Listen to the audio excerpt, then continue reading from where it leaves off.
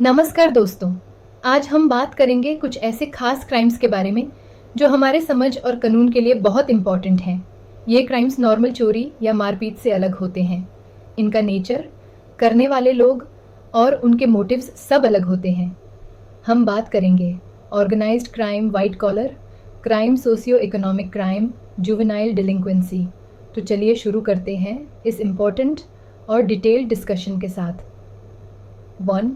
Organised crime, संगठित अपराध। Definition और बेसिक समझ। ऑर्गेनाइज्ड क्राइम का मतलब होता है एक ऐसे क्रिमिनल ग्रुप से जो प्लानिंग के साथ एक हायरार्की के अंडर लगातार इलीगल काम करता है, जैसे ड्रग्स बेचना, human trafficking, illegal gambling, weapons का स्मगलिंग एट्सेट्रा। यूनाइटेड नेशंस के मुताबिक अगर 3 या उससे ज़्यादा लोग किसी इलीगल काम को सिस्टमेटिकली कर रहे हैं पैसा कमाने के लिए, तो वो ऑर्गेनाइज्ड क्राइम कहलाता है।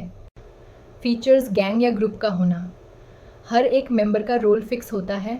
वायलेंस या धमकी का इस्तेमाल, करप्शन और पैसा सेफ्ट करना, money laundering, long term operation. Examples: D company, Dawood Ibrahim gang. Italian mafia, Mexico के ड्रग कार्टेल्स, जापान की याकुजा, इंडिया में कानूनी व्यवस्था, आईपीसी के provisions, MCOCA. Maharashtra control of organised crime act 1999, PMLA, prevention of money laundering act, UAPA. Unlawful activities prevention act कैसे बढ़ता है? Poor policing, political support, easy पैसा, economic inequality solutions, intelligence sharing, strict financial monitoring, police training, international cooperation. 2. White collar crime, सेफ्ट पॉश अपराध। Definition: white collar crime एक ऐसा अपराध है जो किसी रिस्पेक्टेबल व्यक्ति द्वारा ऑफिस या प्रोफेशन में किया जाता है, बिना हिंसा के, पर धमाकेदार फाइनेंशियल लॉस के साथ। टर्म दिया था एडविन सदरलैंड ने 1999 में।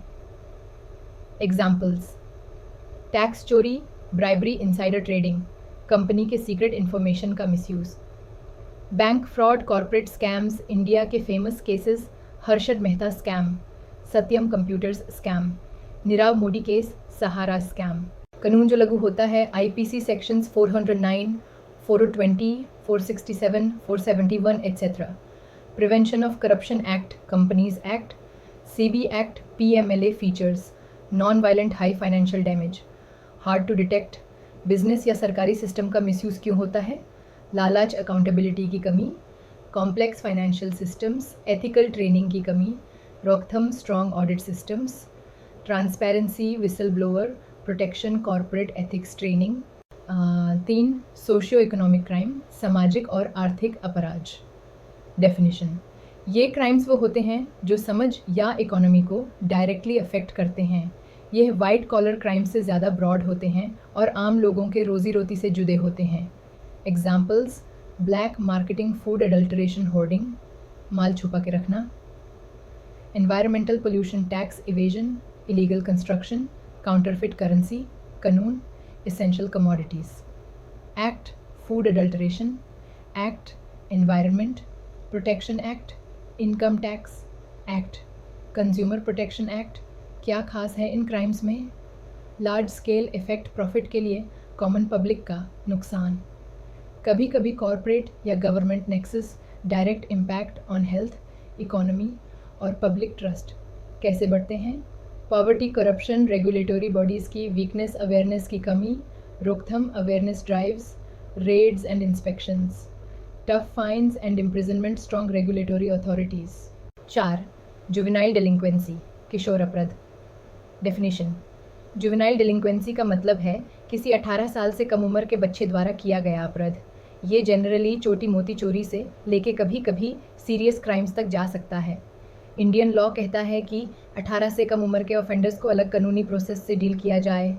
Law in India, juvenile justice, care and protection of children act 2015, juvenile justice board, child welfare committees, special homes और rehabilitation centres. Types of crimes: theft, vandalism, drug use, sexual offences. Heinous crimes में adult जैसे trial हो सकता है।